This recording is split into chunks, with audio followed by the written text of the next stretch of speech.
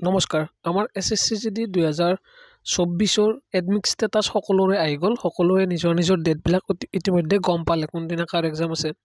আৰু যিসকলৰ এক্সাম 20 তাৰিখে আছে তেওঁলোকৰ হাতত মাত্ৰ 7 দিন সময় আছে 7 দিনো নহয় 6 দিন বুলি ধৰক এক্সামৰ আগদিনাটো বাৰু ট্ৰেভেলিঙতে যাব যিসকলৰ অকমান দূৰত পৰিছে তো আমাৰ হাতত মাত্ৰ 6 দিন সময় আছে আৰু সেই সময়ত সকলোৰে অকমান টেনচন হৈ থাকে যিসকলৰ লাষ্টৰ ফালে পৰিছে তেওঁলোকৰতো অকমান সময় আছে বাট 20 21 22 তেওঁলোকৰ হাতত এতিয়া আৰু সময় নাই তো তেনে ক্ষেত্ৰত আমি মক টেষ্ট দি থকা যায় रोजगार উইথ অংকিত বা বেলেগ চেনেলৰ এপ্লিকেশনত रोजगाৰৰ লগতে বেলেগ বহুতো দিয়ে তো কথা হ'ল মাৰ্ক যদি অকমান কম আহে মক টেষ্টত তেতিয়া হলে অকমান এটা টেনচন আহি যায় আমাৰ সকলোৰে মনত মাৰ্ক ভাল যদি আহিছে তেতিয়া হলে টেনচনৰ কোনো কথাই নাই এইবিলাক আমাৰ কিছুমানৰ মিনি মক টেষ্টৰ আমাৰ স্ক্ৰিনশ্বট আমাৰ গ্ৰুপত সকলোৱে শ্বেয়াৰ কৰি থাকে তো এনেকুৱা আৰু কিছুমানে 15টা কাৰেক্ট হ'ল 5টা ইনকাৰেক্ট হ'ল তেনেকুৱা তো এটো এটা 48টা কাৰেক্ট 21টা ইনকাৰেক্ট 72.95 মাৰ্ক হৈছে তো আমাৰ ল'ৰাবিলাকে আমাৰ গ্ৰুপত তেনেকুৱা শ্বেয়াৰ কৰি থাকে এতিয়া মেইন কথাটো হ'ল মাৰ্ক ভাল আহি আছে যদি কাৰো টেনচন নহয় যদি মোৰ মাৰ্কটো ভাল আহে মোৰ অবভিয়াসলি টেনচন নহব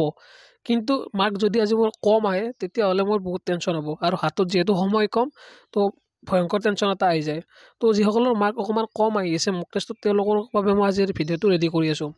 তো মই প্ৰথম কথা ক্লিয়াৰ কৰো যে যদি মক টেষ্টত মাৰ্ক কম আহি আছে তাৰ মানে এইটো নহয় যে এক্সামতো মাৰ্ক হেতুই আহিব তেনেকুৱা মুঠেও নহয় কাৰণ মক টেষ্টটো আৰু ৰিয়েল টেষ্টটো টোটালি ডিফাৰেন্ট হয় মই যেটো গম পাইছো যোৱা বছৰ মোৰ মক টেষ্টত মিনি মক টেষ্ট মই বহুত দিছিলো মাৰ্ক কম আহি আছিল কিন্তু এক্সামত মই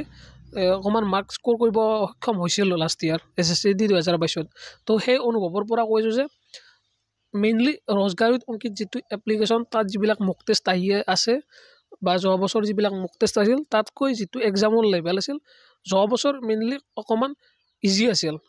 কিন্তু RW এপত কিছু হাৰ্ড আছিল মক টেষ্টটো যাৰ ফলত যোৱা বছৰ মাৰ্ক কম মক টেষ্টৰ মাৰ্ক কম থাকিও এক্সামত মাৰ্ক স্কোৰ হৈছিল তো আই হোপ মই এবাৰো এটো বিশ্বাস যে এক্সামত মানে কোৱেশ্চনছ ইজি আহিব কাৰণ SSCGD পৰীক্ষাটো ইমানো টান এক্সাম নহয় এটা তো RW যিবিলাক কোৱেশ্চনছ আছে তেওঁলোকে কমান বেছি দিয়াৰে মানে বেছি টাফ কৰাৰ চেষ্টা কৰে যাতে ক্যান্ডিডেটছৰে লাভ হয় আৰু হেতু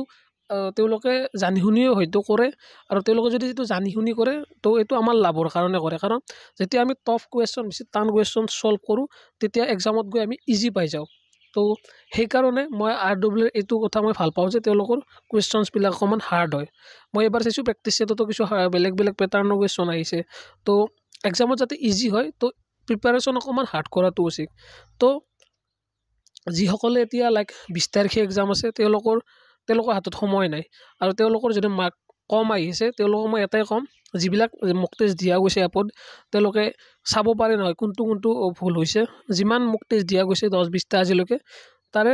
যিবিলাক কোৱেশ্চনছ ভুল হৈছে সেই কোৱেশ্চন কেইটা একেদিন অত্যন্ত একেদিন দিয়া নতুন কিবা চোৱাৰ প্ৰয়োজন নাই বুলি মই ভাবো আজিৰ পৰা 6 দিন এই সপ্তাহটো বা 5 দিন যি হাতত মাত্ৰ সময় আছে 20-21 ক্যান্ডিডেট খিনি তো এতিয়া আৰু কিবা নতুন বেছি চোৱাৰ প্ৰয়োজন নাই এই 5 দিন 6 দিন যিবিলাক কোৱেশ্চনছ আগতে ভুল হৈছিল সেইখিনি সলভ কৰা ট্ৰাই কৰা হল লাইক ৰিজনিংৰ যদি কিবা 5টা কোৱেশ্চন ভুল হৈ আছে তো সেই কোৱেশ্চন কেইটা এতিয়া সলভ কৰক আৰু সেই কোৱেশ্চন কেইটা ৰিলেটেড কোৱেশ্চন সলভ কৰক কিছু 10-15টা তেতিয়া কি হ'ব জানাকেটাটো আমি অলৰেডি জানোৱে যিকিটা আগতে আমাৰ ভুল হৈ আছিল হেকেটো এক্সামত ক্লিয়াৰ হৈ যাব এইটোৱে বেছি টেনচন লবা একো নাই টেনচন ললে মানে কোৱেশ্চনছ বিলাক আমাৰ পাহৰা যায় তো যিসকলৰ প্ৰথমতে কোৱেশ্চন মানে এক্সাম আছে বা যিসকলৰ এক্সাম আমি দিব গৈ আছো তেওঁলোকে বিন্দাস থাকক চিন্তাৰ কোনো কাৰণ নাই মক টেষ্টৰ কৈ মাৰ্ক ভালে আহিব মোৰ সকলোৰে বিশ্বাস সকলোৱে এবাৰ প্ৰিপাৰেচন কৰিছে আই হোপ মই কি ক'ব খুজিছো এখিনি সকলোৱে বুজি পালে আজিলৈ এখিনিয়ে আগন্তুক টাইমত আমি আৰু বেলেগ টপিক লৈ নিশ্চয় লগ পাম ধন্যবাদ জয় অসম